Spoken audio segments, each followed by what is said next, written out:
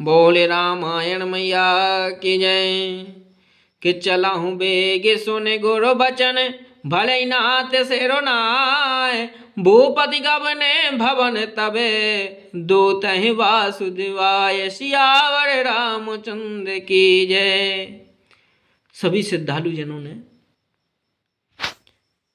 मेरा ऐसा विश्वास है कि आप सभी ने भगवान को स्मरण करके अब रामायण के पाठ के लिए आप तैयार होंगे और खुद मूल रामायण में क्या लिखा हुआ है स्वयं उसको पढ़ेंगे और अनुसरण करेंगे।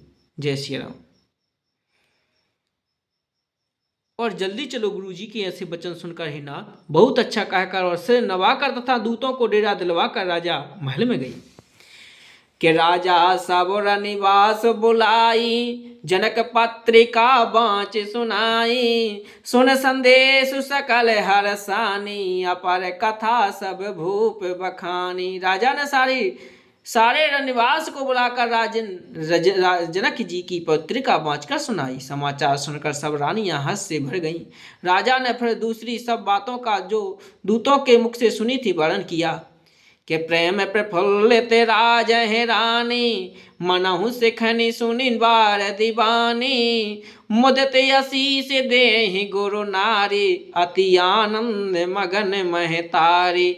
प्रेम में प्रफुल्लित हुई रानियां ऐसी शोभित हो रही हैं जैसे मोरनी बादलों को गरज सुनकर प्रफुल्लित होती है। बड़ी बूढ़ी अथवा गुरुओं की स्त्रियां प्रसन्न होकर आशीर्वाद दे रही हैं।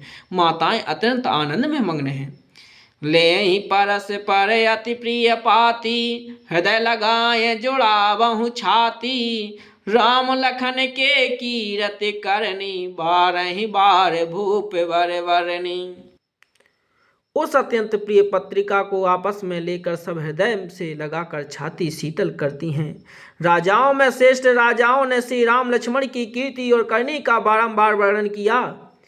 कि मुनि प्रसाद हरिद्वार से धाये, रानहि तब महि देव बुलाए। दिए दान आनंद समेता, चले बे प्रवर आशीष देता। यह सब मुनि की कृपा है ऐसा कहकर वे बाहर चले आए। तब रानियों ने ब्राह्मणों को बुलाया और आनंद सहित उन्हें दान दिए। श्रेष्ठ ब्राह्मण आशीर्वाद देते हुए चले। जाचक लिए हकार दीन, निछावर कोट विधे। चिरजीवहु सुत चार, चक्रवर्ती दशरथ के। फिर भिक्षुओं को बुलाकर करोड़ों प्रकार की निछावरें उन्होंने उनको दी। चक्रवर्ती महाराज दशरथ के चारों पुत्र चिरंजीवी हों। कि कहत चले पहरे पटनाना, हरसी हने गह गए निशाना। समाचार सब लोग पाए, लागे घर घर होर बधाए। यों कहते हुए वे अनेक प्रकार के सुंदर वस्त्र पहनकर चले। आनंदित होकर नगाड़े वालों ने बड़े जोर से नगाड़ों पर चोट लगाई। सब लोगों ने जब यह समाचार पाया तब घर घर बधावे होने लगे। कि भवनो चारि दस भरा उछाहो, जनक सुता रघुबीर बियाहो। सुन शुभ कथा लोग अनुरागे, मग ग्रह गली संवारन लागे। 14 लोकों में उत्साह भर गया कि जानकी जी और श्री रघुनाथ जी का विवाह हो गया। यह शुभ समाचार पाकर लोग प्रेम मग्न हो गए और रास्ते घर तथा गलियां सजाने लगे। यद्यपि अवध सदैव सुहावनी, रामपुरी मंगलमय पावनी। तदपि प्रीति के प्रीति सुहाए, मंगल रचना रचे बनाई। यद्यपि अयोध्या सदा सुहावनी है क्योंकि वह श्री रामचंद्र जी की मंगलमयी पवित्र पुरी है, तदपि प्रीति पर प्रीति होने से वह सुंदर मंगल रचना से सजाई गई है। ध्वज पताक पट चामर चारो, छावा परम विचित्र बजारो। कनक कलश तोरण मणि जाला, हरद दूब दधि अक्षत माला। ध्वजा पताका पर्दे और सुंदर चावरों से सारा बाजार बहुत ही अनूठा सजाया हुआ है। सोने के कलश तोरण मणियों की झालरें, हल्दी दूब दही अक्षत और मालाओं से। कि मंगलमय निजे निजे भवन, लोग हैं रचे बनाए। बीती सींची चतुर समय, चौके चारु पुराए। लोगों ने अपने अपने घरों को सजाकर मंगलमय बना लिया। गलियों को चतुर्सम से सींचा गया और द्वारों पर सुंदर चौक पुराए। चंदन, केसर, कस्तूरी, कपूर के बने हुए एक सुगंधित द्रव्य को चतुर्सम कहते हैं। कि जब तह जोत जोत मिले भामनी, सजी नव सप्त सकल दुति दामनी, विधुवदनी मृग सावक लोचनी, निज स्वरूप रतिमानु विमोचनी।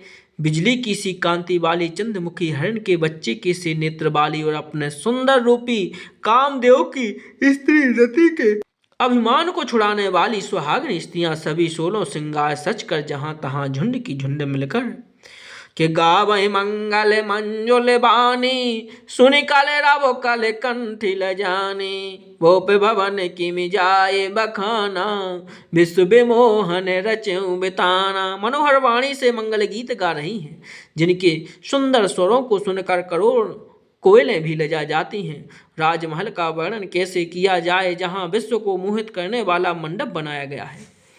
कि मंगल द्रव्य मनोहर नाना, कि राजत बाजत बेपोल बिनसाना, कतहु बिरद बंदी ओ चरही, कतहु वेद धुनि भूसुर करही।